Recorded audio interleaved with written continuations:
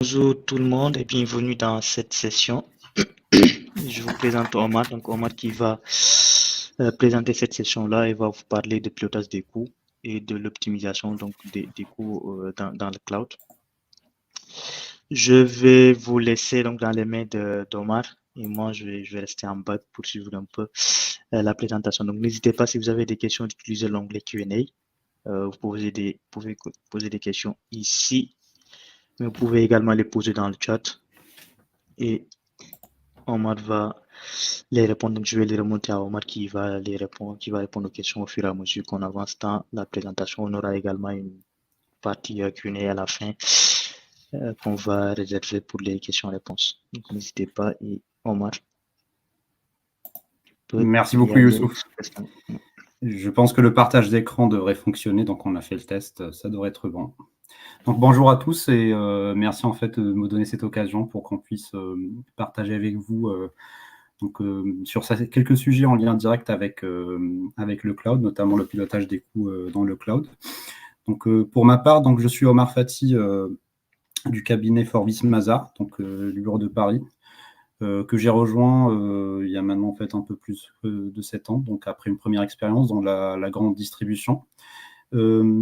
J'ai commencé en fait en tant que software asset manager ou IT asset manager avec ces problématiques de pilotage des coûts plutôt en fait sur des configurations on-premise.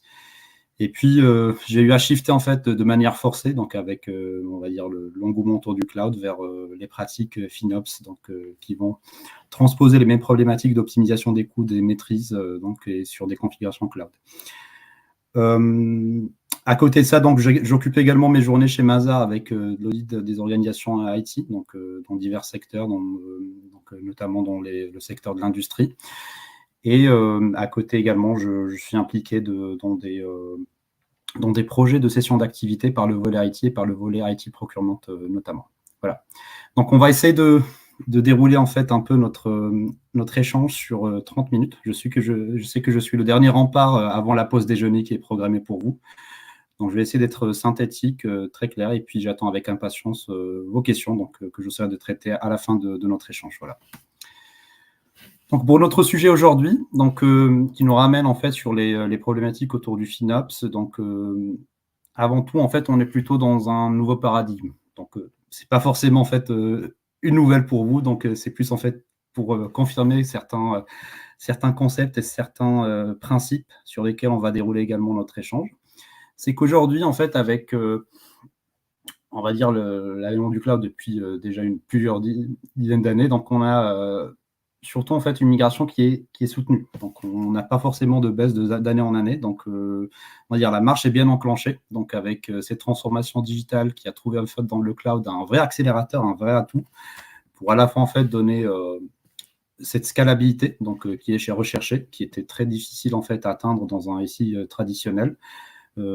Très en fait rigide à faire évoluer en fait pour aller chercher de la scalabilité. Et puis surtout, la partie time to market qui était très contrainte et qui a été résolue notamment avec les nouvelles cultures autour de DevOps qui permet de décourter le cycle de conception des produits, de les intégrer dans plus une évolution, une amélioration continue. Et le cloud a été un vrai asset en fait pour aller vers ces objectifs-là. Donc si on prend en fait un peu la question du move to cloud, ça reste tout de même d'actualité, donc avec une composante très importante dans les budgets IT qu'on voit en fait des organisations. Et cela se traduit également par la part des investissements cloud qui n'ont cessé en fait d'occuper une place plus importante à côté des investissements clairement CAPEX qui ont baissé en fait de 50% sur les 8 dernières années pour en fait se situer autour de 12% dans les budgets IT aujourd'hui. C'est-à-dire qu'une grande partie du budget IT aujourd'hui, il est composé principalement de l'OPEX et, entre autres, en fait, sur des coûts liés au cloud. Si je prends les ratios, on va dire, d'ici 2025 en Afrique, on va plutôt atteindre la barre des 50%. C'est-à-dire qu'aujourd'hui, 50% des budgets IT vont être alloués à la consommation des charges sur le cloud. Donc, ce qui veut dire qu'on aura en fait un budget IT plutôt OPEXisé qui va à la fois subir, on va dire, le côté imprévisible du DevOps, où on ne sait pas forcément vers où vont atterrir en fait nos produits avec ce cycle continu, ce cycle itératif d'évolution des produits. Et puis également la fluctuation qu'offre le cloud avec cette capacité en fait de gérer la scalabilité vers la hausse ou vers la baisse. Et si on prend également quelques chiffres intéressants en Afrique de l'Ouest, donc on voit très bien que 70% de la charge, elle est aujourd'hui présente sur le cloud. Donc, que ce soit en cloud privé ou en cloud public, avec une partie qui ne cesse d'être grignotée sur le on-prem et qui confirme également ces tendances de migration soutenue vers le cloud. Donc, si on prend en fait, on compare un peu ces deux mondes avec un ancien SI legacy, un nouveau en fait qui est plutôt imprégné de la culture DevOps, on va avoir certainement une meilleure qualité de service, donc avec ce time to market, avec cette scalabilité qu'offre le cloud. La rapidité associée, par contre, on a cet aspect imprévisible, on va dire, des coûts. Si on ne le maîtrise pas, si on n'est pas en fait un peu les garde-fous nécessaires pour à la fois le maîtriser dans un premier temps et puis dans un deuxième temps l'optimiser. Si on reprend en fait aujourd'hui la réalité également des consommations, on est surtout confronté à du multi-cloud. C'est-à-dire que au-delà, on va dire, de faire le choix d'aller vers le cloud, on a surtout, on va dire, un existant avec des tenants sur plusieurs clouds qui ne sont pas forcément, on va dire, liés à une stratégie délibérée des organisations. Donc, certains ont pris effectivement le pari d'aller vers plusieurs clouds pour qu'ils puissent effectivement tirer profit des différentes offres, que ce soit d'un point de vue contractuel, voire même en fait d'un point de vue technologique. Mais ce qu'on constate à travers les missions d'audit qu'on réalise, c'est que c'est un état de fait. C'est que les initiatives vers le cloud se sont faites de manière, on va dire, en silo. Et on le voit très bien, donc, notamment avec l'avènement de plus en plus dans les organisations des directions digitales, qui, elles, en fait, n'attendent pas que la DSI classique mette en place tout le socle technique pour qu'ils puissent mettre leurs produits sur le cloud. Donc, ils prennent les devants. Et puis derrière, ils vont contractualiser directement avec les différents cloud service providers et opérer par eux-mêmes en fait les nouvelles solutions qui s'inscrivent en fait dans le cadre de leur transformation digitale. De l'autre côté, on a également des initiatives plutôt portées par les différentes lignes métiers, donc et qui vont aller consommer soit du SaaS, voire même en fait d'acheter clé en main des solutions qui seront opérées dans le cloud. Et puis arrive en fait également en bout de chaîne par moment la DSI qui va également commencer donc à faire des shifts de manière progressive de leur SI traditionnel pour aller les opérer dans le cloud. Ce qui veut dire qu'on est confronté à la fois à une multitude on va dire de cloud service providers qui arrivent avec leur panel de produits, avec leurs propres métriques, avec également différentes façons de comptabiliser ses coûts. Et derrière, avoir une cohérence, on va dire, d'ensemble, de maîtriser l'ensemble de ces coûts se relève par moments très fastidieux, notamment en l'absence, on va dire, d'une gouvernance de ces coûts à travers les pratiques FinOps. Au-delà de ça, donc, on a également la complexité du modèle économique ou bien de la façon dont on va consommer. On nous a toujours en fait promis dès le départ que vous n'allez pas payer plus que ce que vous n'avez pas consommé. Donc, avec le gros slogan du Pay as you go. Mais derrière, on voit que le Pay as you go, ce n'est que, on va dire, une première initiation au cloud pour arriver vers des modèles en fait un peu plus pérennes sur plusieurs années, donc avec des accords d'entreprise multiples qui vont différer d'un cloud provider à un autre et qui donnent en fait lieu à plusieurs niveaux de discount. Donc, et suivant en fait un peu la maturité et puis l'ambition qu'on met derrière en fait le passage vers le cloud, on va choisir un ou plusieurs en fait modèles économiques qui permettent entre autres d'offrir les meilleures économies et les meilleures réductions des coûts, que ce soit en fait avec des accords d'entreprise, avec des instances réservées, que ce soit chez Azure, chez Google ou bien chez AWS. Il y a également donc les saving plans qui permettent en fait un peu de définir une sorte d'engagement sur, on va dire, une certaine dépense. Et puis derrière, ça permet on va dire, de définir une enveloppe qui va être consommée donc tout au long de l'année, qui offre derrière une un certain niveau de discount. Et pour arriver vers des cas également un peu plus, certainement offrant plus de discount, mais avec des usages un peu en priorité plus faibles. Donc, je pense ici notamment donc à toutes les offres spot qu'on retrouve du côté de Azure, AWS et également du côté de Google, et qui permettent en fait de récupérer toute la charge qui n'est pas consommée par les clients qui ont réservé des instances ou bien dans le cadre en fait un peu de saving plan, et qui les mettent en fait à un prix très discounté.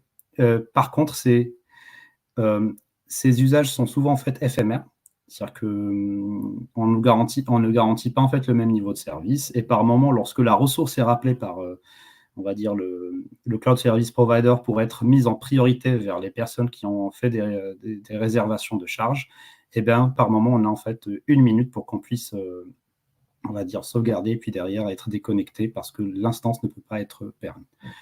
Donc tout ça pour dire qu'on a à la fois des contraintes en fait d'usage multi-cloud et surtout en fait des contraintes liées au modèle de consommation qu'on va choisir.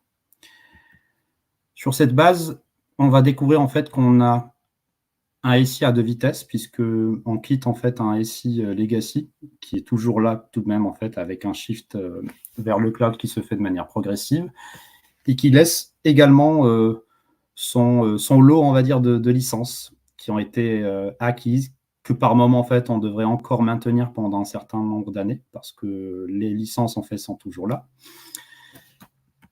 On a également un autre type de Shadow IT qui émerge, où avant, en fait, on avait le traditionnel serveur qu'on va mettre sous le bureau. Maintenant, en fait, on a carrément un SaaS qui va être déployé directement par les métiers, avec leur propre choix, sans vraiment impliquer on va dire la DSI de manière directe dans ses choix, ni dans son intégration au sein de l'écosystème de l'organisation. On a également la contrainte en fait liée aux ressources, notamment ceux qui vont être en mesure de piloter les coûts dans le cloud. Donc, on l'a vu avec Alvadas, donc, dans son intervention, qui a bien pointé du doigt cette raréfaction des ressources, cette pénurie des ressources. Eh bien, on va la retrouver également sur les questions relatives à l'optimisation des coûts dans le cloud. Et pour finir, on a une question également centrale. Qu'est-ce qu'on va faire dans le cloud? Quel cas d'usage, en fait, on va accepter? Il faudrait définir tout de même, en fait, le pourquoi pour y aller. Et ce qu'on constate également chez nos clients, c'est que souvent, c'est, on va dire, un catalogue ouvert, c'est à la carte, et puis derrière, on découvre tous les mois des nouveaux usages, des nouvelles métriques, des nouvelles lignes dans la facture qu'on n'a pas maîtrisées dès le départ. Donc tout ça pour vous dire qu'on a à la fois en fait un peu ce SI à 2 vitesses, ce Shadow IT qu'il va falloir à nouveau en fait récupérer pour le maîtriser, et puis également les usages qu'il va falloir encadrer.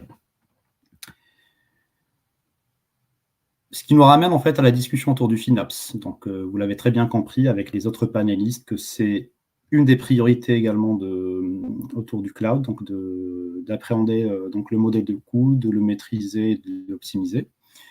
Et ça nous pousse effectivement à définir quelques concepts clés, donc qu'on retrouve en fait dans tous les référentiels qui ont été produits jusqu'à présent autour du FinOps, notamment la FinOps Foundation, qui part d'un premier principe, c'est que l'information doit être diffusée, donc auprès de ceux qui ont sollicité donc la consommation de la charge dans le cloud, que ce soit en fait en ayant on va dire déjà une idée sur le TCO, sur le Total Cost of Ownership de leur configuration cloud, voire même en fait d'avoir une idée claire sur la charge qui va leur être facturée, ou à minima qu'ils soient informés en fait du coût de la charge qu'ils génèrent au niveau du cloud.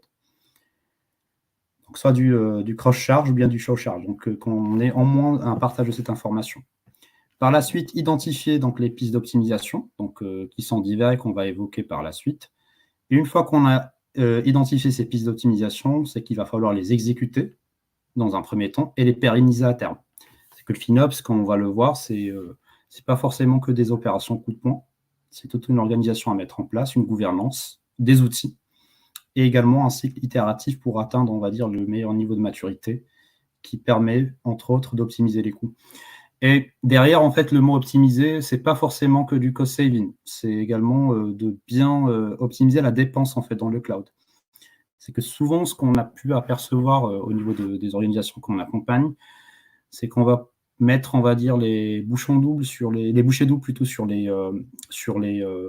on va dire le coût des instances, que ce soit en fait en sollicitant des types d'instances très coûteuses, très puissantes en compute et on va dire en stockage, et un peu ligné sur les aspects en fait liés à la quantité du service, à la sécurité. Donc, on peut avoir une configuration très coûteuse qui n'est pas justifiée, on va dire, par moment. Et puis derrière, économiser sur la haute disponibilité, de pouvoir redémarrer ailleurs si jamais il y a un souci en fait avec mon instance et qu'il va falloir assurer une continuité de service de manière plus accrue. Parmi les leviers d'optimisation qui sont évoqués, qui sont largement, on va dire, proposés, donc le premier, c'est le costing model qu'on a vu. C'est choisir le bon contenant en fait, contractuel avec votre cloud ou vos cloud service providers. Dans un deuxième temps, dans le right sizing, pour qu'on puisse en fait redimensionner de manière pertinente les différentes capacities qui vont être, ou ressources qui vont être consommées. Introduire de l'automatisation et de l'autoscaling, donc avec on va dire de la mise en échelle automatique. Et on va voir également l'importance de la politique d'étiquetage pour qu'on puisse derrière suivre de manière plus pertinente et plus accrue qui a consommé quoi et qui a généré en fait telle ligne de dépenses dans la facture. Si on décline en fait un peu les différents levier d'optimisation, on va atterrir dans un premier temps sur le costing model, donc avec les différents types de contractualisation qu'on peut avoir avec les cloud service providers, les différents programmes qu'ils évoquent, donc on a abordé juste avant. Par la suite, il y a également la question de qui porte le contrat, parce que suivant en fait le pays où on se retrouve, on peut avoir des différences en termes de price list. Donc, l'exemple le plus flagrant, c'est celui de Microsoft. Lorsqu'on compare la price list US avec la price list Europe, ben, on a clairement fait un différentiel qui peut aller jusqu'à 30% sur certains produits. Donc là, c'est on va dire, un point essentiel à évoquer dans sa stratégie à chaque cloud, c'est de voir où on va dire, domicilier le contrat. Et il faut également penser à tout le flux de refacturation qui s'ensuit, ou par moment, suivant en fait la localisation du contrat, ou bien l'entité qui va refacturer les coûts aux différentes filiales. Donc, on aura forcément de l'optimisation, que ce soit d'un point de vue, on va dire, de fiscalité ou bien du prix unitaire qui va être appliqué à ce moment-là. On a également la question des régions où on va instancier en fait les différentes charges, donc qui peuvent permettre d'offrir de meilleurs prix. Donc, et suivant effectivement on va dire l'équilibre entre le niveau de service que je veux obtenir par rapport à ma charge et le coût en fait qui est offert suivant la région où je vais instancier mes charges. Et enfin, donc, on a également le levier qui est autour de l'usage de la mobilité des licences on-prem, puisque chaque organisation, avant d'aller vers le cloud, dispose en fait d'un patrimoine de licences on-prem et qu'il va falloir par la suite soit en fait un peu mettre sur étagère, parce qu'on n'a pas pu en fait les réutiliser, ou bien aller optimiser ce patrimoine et voir les opportunités de les migrer également sur le cloud et par ce biais optimiser le coût de certains usages. Donc, le deuxième levier qu'on va avoir, c'est le right sizing, donc, qui nécessite une supervision régulière par rapport au choix en fait, des instances qu'on a. Donc, d'avoir une supervision du compute, du storage, du network, et d'activer et d'actionner en fait les possibilités de redimensionnement, donc, qui sont par moment offertes automatiquement par les cloud service providers avec les différents outils qu'ils offrent, donc les Azure Advisor, les Trust Advisor d'AWS par exemple. Il y a également un point d'attention sur les classes de stockage, donc, qui doivent être réajustées en fonction du besoin, donc qui ne sont pas forcément toutes au même coût et qui nécessitent une revue des choix, suivant en fait les cas d'usage. Et comme je l'ai évoqué, en fait, les cloud service providers fournissent déjà nativement les outils qui permettent de relever les pistes d'optimisation, voire même en fait avec des modèles prédictifs qui permettent de réajuster donc la charge en fonction du besoin réel sur un profil, on va dire, de consommation qui est mesuré sur une période donnée.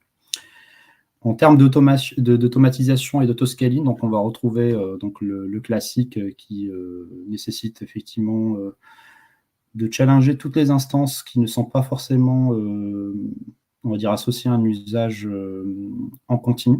Là, je pense notamment aux environnements, on va dire, de développement, qui ne sont pas forcément en usage en continu, donc ils sont plus liés aux périodes où les développeurs sont impliqués dans leurs travaux et qui nécessitent la disponibilité de la charge. Mais au-delà de ça, effectivement, cette charge, si elle n'est pas utilisée, donc elle sera effectivement de trop. Et de ce fait, les cloud service providers permettent soit d'hiberner, soit d'arrêter en fait ces instances pour qu'elles puissent coller de manière plus précise à la consommation qui en est faite.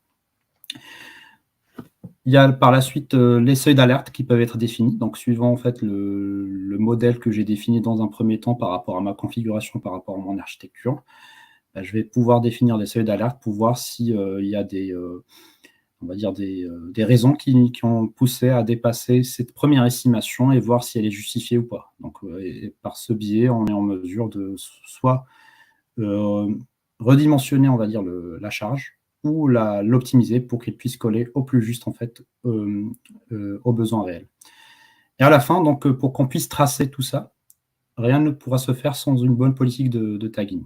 Donc, le tagging, pour être simple, c'est des métadonnées qu'on va associer à toutes les charges qu'on a sur le cloud et qui permettent d'associer chaque charge à une application, un service, un environnement, une équipe, un cost center ou bien un code projet.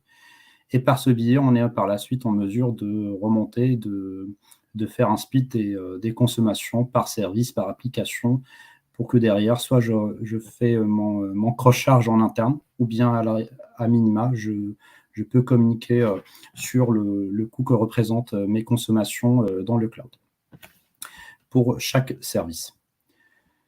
Je vois que l'heure tourne, je vais essayer d'être très synthétique sur la dernière phase, donc sur nos convictions autour du FinOps au sein de Forbis Mazars. Comme je l'ai évoqué, en fait, le FinOps est avant tout un process itératif. Donc, on ne va pas forcément opérer par, on va dire, opération coup de poing, c'est plutôt quelque chose qui doit s'inscrire dans la durée, qui doit être un cycle répétitif, pour que derrière, on monitore de manière continue les coûts dans le cloud et identifier de manière régulière les leviers d'optimisation. Et tout ça ne saurait en fait être mis en branle sans une gouvernance qui est soit en fait autour d'un rôle défini de FinOps Lead au sein de votre organisation, soit on va dire un rôle partagé. Et on va le voir par la suite, c'est que ce rôle doit être également central pour qu'il puisse donner de la visibilité, définir surtout que ce soit des recommandations, des règles, des politiques qui doivent être suivies et déclinées au niveau de toute votre organisation. Comme l'ont évoqué certains panélistes, c'est également une culture à diffuser. C'est que c'est la responsabilité de tout le monde. Et ce qu'on a vu de manière un peu originale chez certaines organisations, c'est qu'ils ont indexé une partie du bonus des équipes IT sur leur capacité à optimiser leurs coûts dans le cloud. Donc, par ce biais, tout le monde est impliqué, tout le monde est concerné par la réalisation des optimisations dans le cloud.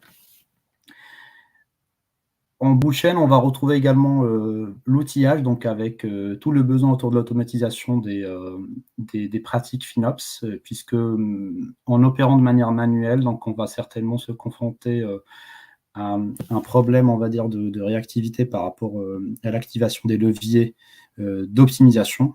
Et sans en fait, la mise en place des outils qui sont soit fournis nativement par les cloud service providers, soit on va dire des outils tiers qui viennent en fait se plugger sur la data qui est générée par vos cloud service provider pour avoir une donnée de manière plus fine et qui puisse être également agrégée différemment, on va effectivement être en difficulté sans ces outils.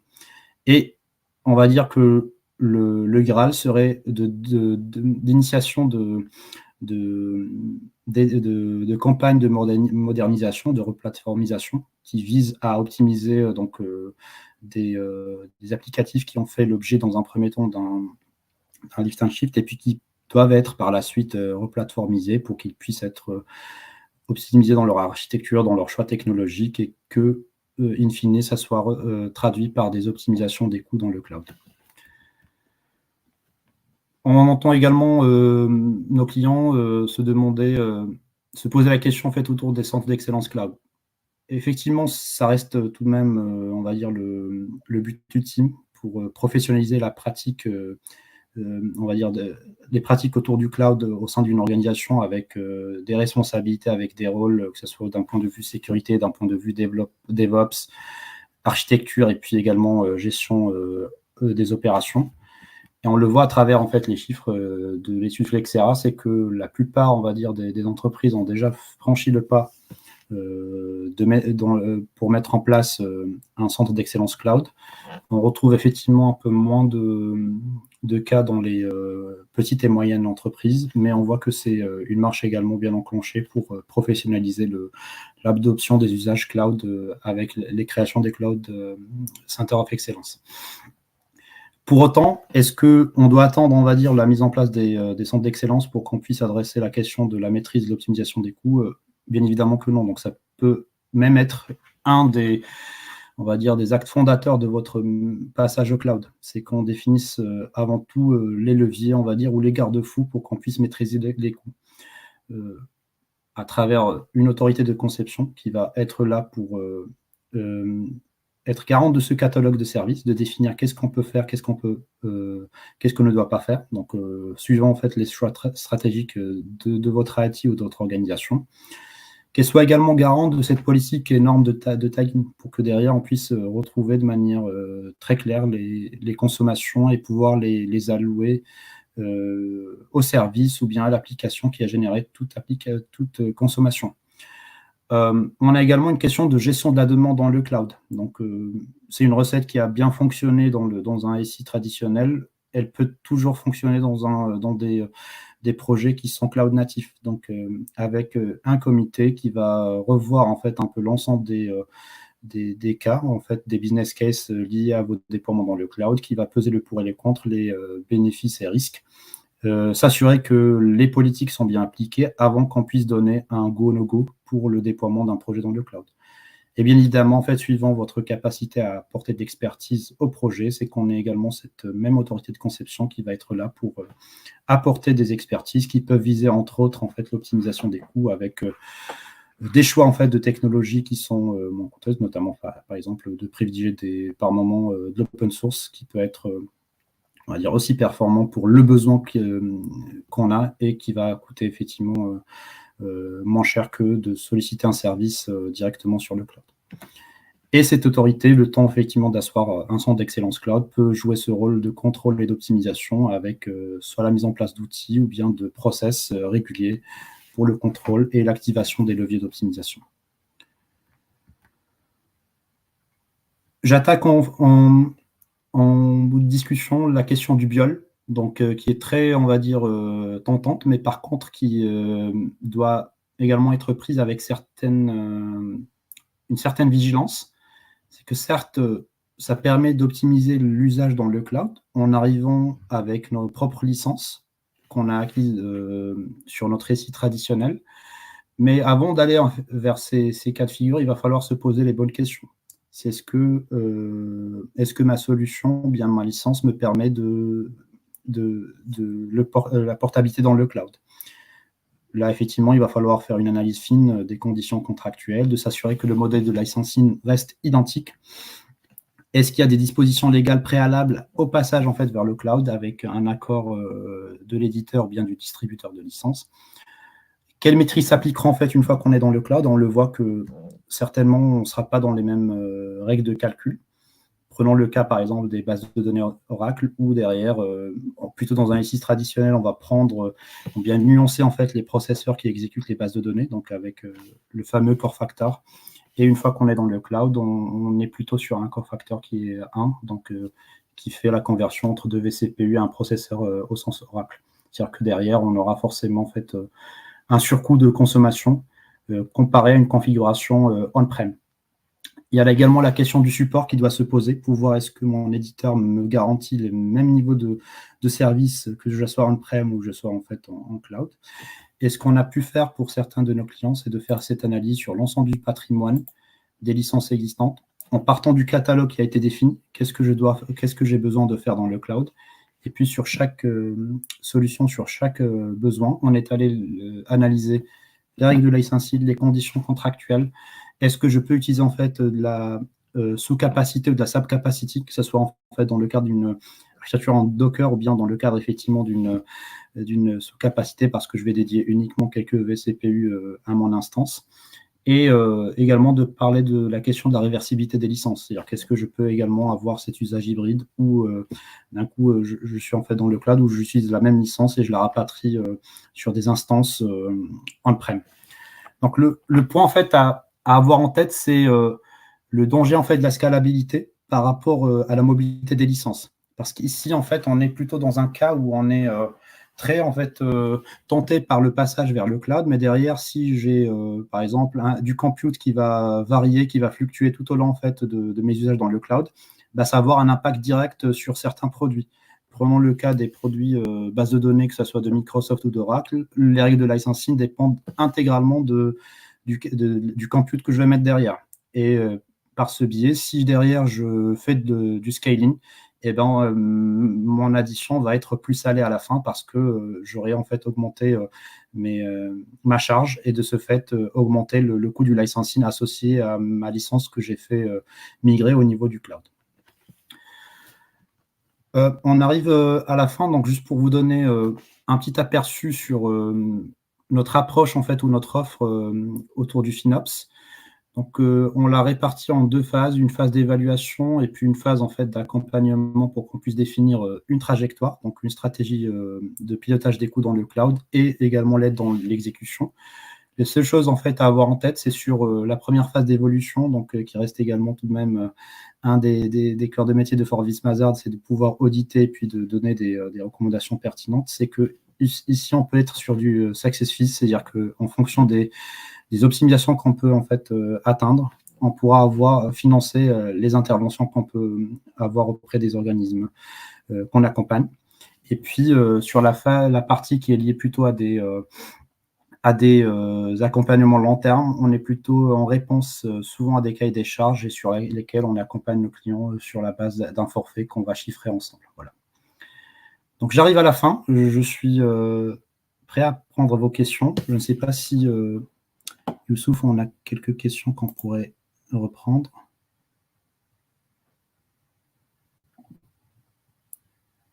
Oui, merci beaucoup Omar. Merci beaucoup pour cette question-là. Donc n'hésitez pas, si vous avez des questions, à les poser dans le chat ou dans le Q&A. Parfait. Je vois qu'il y a une question donc, autour de les meilleures pratiques pour évaluer et comparer les différents modèles tarifaires proposés par les fournisseurs. Donc, effectivement, sur ça, il faudrait avoir une base déjà des coûts, donc des différents types de familles, on va dire, de charges qu'on va déployer au niveau du cloud et qu'on ait en fait un comparatif des offres des cloud providers. Dans un premier temps, il va falloir définir cette base de comparaison de charges équivalentes entre plusieurs cloud service providers en prenant par exemple Azure et AWS. Et puis d'avoir également en face les différents modèles de prix et le coût en fait unitaire qui va être appliqué. Et de ce fait, suivant en fait un peu mon ambition, est-ce que j'ai déjà une idée claire, est-ce que je suis dans une sorte, on va dire, d'expérimentation, bien dans un projet plus large en fait de Move to Cloud, je vais être plutôt sur on va dire de l'engagement long terme avec soit du saving plan, soit en fait de l'enterprise agreement qui va offrir les meilleurs niveaux de discount. Mais par contre, on peut tout de même mixer en fait les modèles économiques. C'est-à-dire que je peux avoir dans une seule configuration plusieurs modes qui vont être sollicités, où je peux cumuler du saving plan avec du reserve instance, voire même avec du spot, suivant en fait la configuration que j'aurai. Merci. Et on a une deuxième question de Ben Neyman qui demande comment identifier et corriger les inefficacités de coûts qui peuvent survenir lors du scaling, par exemple.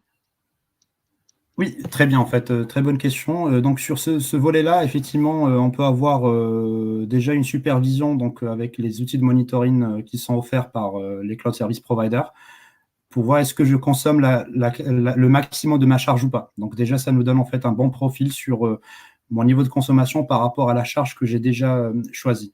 Sur cette base, je peux effectivement aller vers un modèle un peu plus plus réduit, plus pertinent par rapport à la charge réelle, et rechanger effectivement la famille de produits que je vais choisir. L'autre cas, c'est également d'avoir un profil de consommation dans le temps. Comme je l'ai évoqué, sur des instances de développement, certainement les développements n'ont pas lieu en fait le week-end. Dans ce cas, je peux effectivement activer du stop ou du hibernate pendant le week-end. Comme ça permet d'optimiser cette partie-là. L'autre levier qu'on peut avoir, c'est également le mix des modèles économiques, de voir, OK, je suis sur un environnement de développement, il vaut mieux aller vers des instances mode spot qui vont être sur une réduction de 90% et sur lesquelles j'ai une priorité en fait un peu moindre par rapport à des instances en prod. Okay. Oui, on a d'autres questions là, on va les prendre tous. Juste avant, n'hésitez pas à aller donner vos retours donc sur le lien que j'ai envoyé, vos feedbacks sur la session.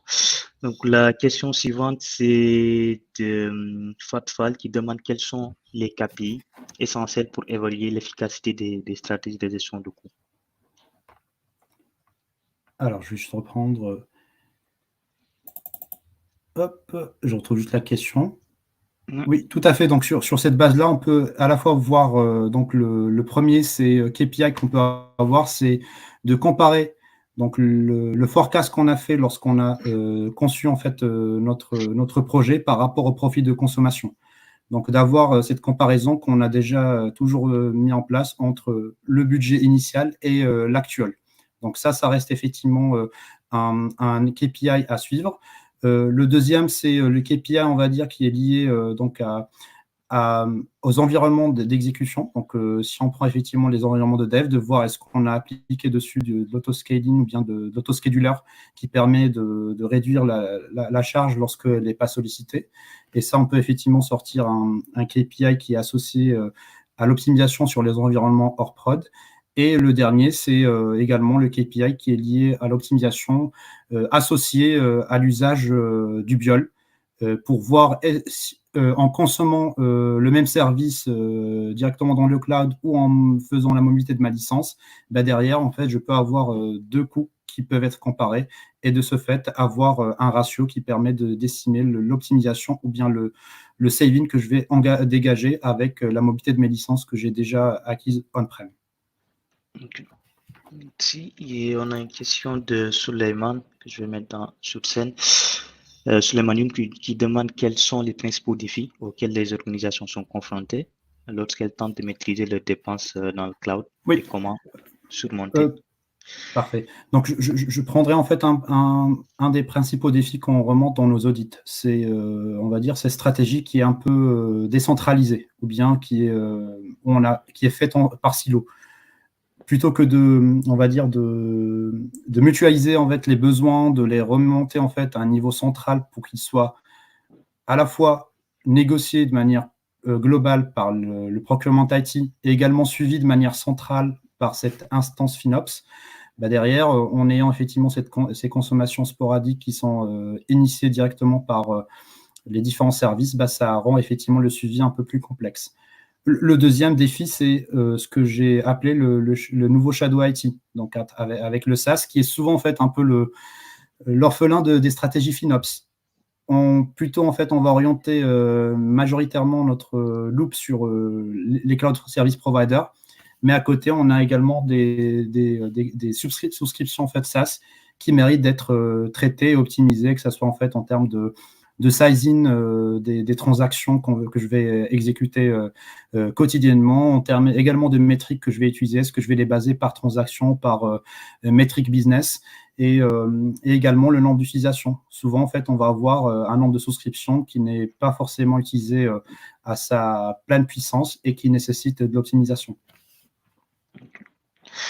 Merci. Il y a une autre question de Fatfal qui demande comment les analyses des tendances et les prévisions de consommation aident-elles à anticiper et à ajuster les coûts? Oui, sur ce volet-là, effectivement, on peut faire référence aux modèles prédictifs qui sont implémentés par les différents cloud service providers qui ont intégré en fait de l'intelligence artificielle qui permet de réajuster, de faire de l'autoscaling sur la base d'un profil de consommation observé sur une période. Et par ce biais-là, on permet en fait l'anticipation des charges plutôt que de toujours être en décalage où je dois réduire ou augmenter en fait la charge suivant en fait la consommation. C'est à la fois, on va dire, un gain, on va dire, en qualité, puisque je vais jamais être, on va dire, à défaut, mais en surcharge. Et derrière, lorsque la charge n'est plus pertinente, je vais pouvoir par la suite la réajuster au juste niveau. Merci. Des questions encore? S'il y en a dans le chat, n'hésitez pas. N'hésitez pas aussi à aller donner vos feedbacks dans les liens que j'ai envoyés pour cette session-là. Des questions? Non. Oui, s'il n'y a pas de questions, je vais essayer de poser une question à Omar. Du coup, dans le FinOps, comment aujourd'hui les petites et moyennes entreprises en fait peuvent bénéficier du FinOps? Parce que j'ai vu que tu as montré le cloud of excellence, hein, et ce qui peut-être ne sera pas à la portée des petites et moyennes entreprises, mais comment ils peuvent, s'ils venaient migrer vers le cloud, utiliser le cloud, optimiser en fait l'application du FinOps au niveau de l'entreprise. Très bonne question en fait, Youssouf. Effectivement, comme je l'ai évoqué, c'est derrière de définir des objectifs clairs. Qu'est-ce que je veux faire dans le cloud? Donc, sans attendre effectivement la mise en place d'un centre of excellence, c'est déjà de définir des limites, une aire de jeu pour l'entreprise, qui soit clairement connue et partagée par l'ensemble des services. Le deuxième niveau, c'est de lister effectivement ce catalogue de services pour qu'on ait une maîtrise de ce qu'on va consommer dans le cloud. Et le dernier, c'est d'avoir cette autorité de conception qui va veiller à l'application des bonnes pratiques en termes de choix des technologies, de choix de la politique de tagging, d'application des bonnes pratiques d'optimisation des coûts, sans attendre effectivement qu'on atteigne la maturité d'un centre of excellence cloud. Donc, merci. Il y a une question de Tafsir Ndiaye qui parle de... il demande est-ce que le réajustement dont tu parles peut se faire automatiquement? Oui, tout à fait. Tout dépend effectivement du modèle déjà économique que je vais choisir, mais lorsqu'on est dans, que ce soit du saving plan ou bien du réservistance, voire même des accords entreprises, effectivement, ces réajustements peuvent se faire automatiquement. Prenons le cas effectivement des classes de stockage. Je pense à AWS a intégré donc des outils qui permettent de réajuster les classes de stockage de manière automatique. La même chose en termes de choix des familles donc pour la partie compute, où aujourd'hui on a également la capacité d'automatiser ces réductions ou bien ce redimensionnement. Merci beaucoup pour ces réponses, Omar. Des questions encore? Les participants, n'hésitez pas. N'hésitez pas à donner vos retours donc, dans les liens que j'ai envoyés, que je vais recopier ici pour cette session-là. Du coup, merci beaucoup, Omar, pour cette session-là. Merci beaucoup de cette présentation. Je vous en prie, Youssouf, et je vous remercie de votre écoute. Et puis, je vous souhaite bon appétit pour ceux qui vont faire la pause déjeuner. Voilà. Merci, bon appétit. Merci, au revoir.